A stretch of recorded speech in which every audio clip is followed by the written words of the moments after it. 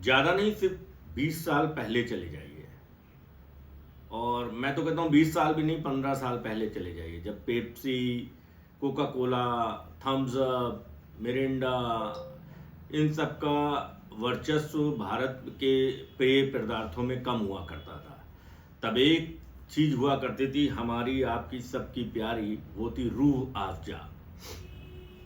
दरअसल रूह अफ़ज़ा सन 1906 की एक कंपनी है जो हमदर्द करके एक कंपनी है, उसने इसका इजाद किया। उसके डॉक्टर थे, हकीम थे, हाफिज अब्दुल मजीद, इन्होंने बनाया।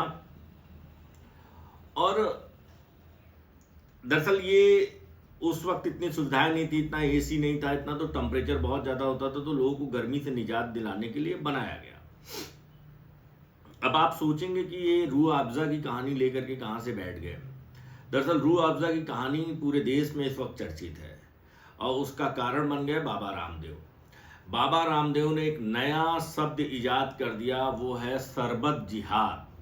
यानी कि जो रूह अफ़ज़ा है वो एक मुस्लिम आदमी बना रहा है या उसकी कंपनी बना रही है, तो बाबा रामदेव का एक सीधा सरल कहना है कि अगर आप रूह अफ़ज़ा खरीदेंगे तो आप मस्जिद बनाएंगे, मीनारे बनाएंगे और मुस्लिम के जितनी चीज़ें हैं वो ईदगाह बनाएंगे, मदरसे बनाएंगे। लेकिन अगर आप हिंदुओं का शरबत खरीदते हैं, अब उन्होंने ऑफ द रिकॉर्ड शायद अपने शरबत को बोला कि नहीं बोला, लेकिन तो आप गुरुकुल बनाएंगे, आश्रम बनाएंगे, अस्पताल बनाएंगे, ये सब चीजें करेंगे। देखिए बड़ा अजीब सी बात है कि 100 साल से हमारी पीढ़ी दर पीढ़ी जिस चीज को खा रही है या उसको यूज कर रही है। मैं आपको बताऊं, हिंदुओं के सैकड़ों खाने में या पार्टियों में रूह अफ़ज़ा का इस्तेमाल होता है। आज तक कभी इस तरीके की चर्चा नहीं उठी। ना जाने कितनी दावतों में रूह अफ़ज़ा का नाम होता है। हमने और आपने बचपन से टेलीविज़न में रूह अफ़ज़ा को देखा, उसके जैसा स्वाद आज तक कभी नहीं हुआ।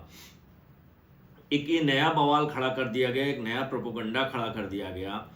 रूह अफ़ज़ा कंपनी ने अभी तक इस पे कोई भी बयान नहीं दिया है, लेकिन बहुत सारे पत्रकारों को उन्होंने अपनी फैक्ट्री विजिट कराई और दिखाया कि वो कितनी साफ सफाई से बनाते हैं। ये तो तय है, रूह अफ़ज़ा हमदर्द एक बहुत बड़ी कंपनी है। रूह अफ़ज़ा वाकई बहुत ही हर दिल अजीज पेय पदार्थ है पूरे देश का। बाबा रामदेव की इस बात से कोई भी मतलब राजी नहीं होगा कि आप रूह अफ़ज़ा को ऐसी चीज कह रहे हैं।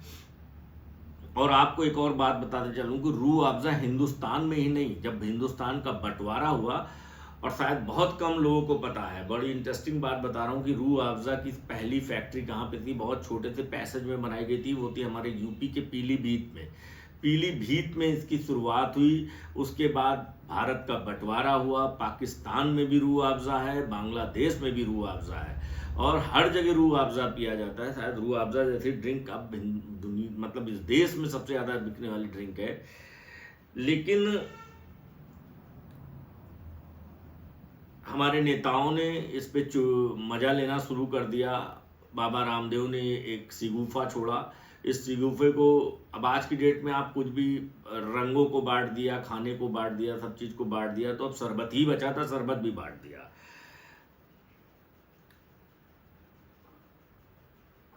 दरअसल रूह अफ़ज़ा का मतलब ये है कि आपकी आत्मा को ताजा करने वाला, मतलब आत्मा तक संतुष्टि देने वाला। अब बड़ी स्थिति अजीब सी हो रही है कि हम अपने बच्चों को क्या बताएं कि इस शरबत में मिलावट है या शरबत का जिहाद हो गया। भारत सरकार को इन सब चीज़ों से बचना चाहिए। खास तौर पे इस पे बहुत ज़्यादा फोकस नहीं करना चाहिए, मीडिया में प्रोपेगेंडा नहीं होना चाहिए। कांग्रेस के बहुत बड़े नेता दिग्विजय सिंह ने इसके खिलाफ एफआईआर कर दी है। हालांकि एफआईआर अभी हुई नहीं है, लेकिन उनका ये कहना है कि इससे इसमें लोग बटेंगे और लोगों में द्वेष पैदा होगा। दिग्विजय सिंह बिल्कुल सही कह रहे हैं कि इस तरीके की चीज़ें नहीं होनी चाहिए। रूह अफ़ज़ा जैसा ब्रांड जो हर दिल अजीज़ है, हर घर घर में पाया जाता है। इसी तरीके से अब ये भी हो सकता है कि एक वक्त ऐसा है कि मिश्राम्बू के लिए भी कोई दूसरा पक्ष कहने लगे कि ठंडाई बनती है। तो एक बहुत गलत परंपरा है। ये देश एक दूसरे के साथ चलता है, एक दूसरे के हाथ पकड़ के चलता है। शरबत, मिठाई, फल में बंटवारे, ये किसी को बर्दाश्त नहीं होगा। बाबा रामदेव को भी इससे बचना चाहिए। शायद उन्होंने अपनी ब्रांडिंग के लिए ऐसा बोल दिया, लेकिन अब उनको लग रहा होगा कि वो ज़्यादा बोल गए। देखते रहिए टी मीडिया एक्सपर्ट।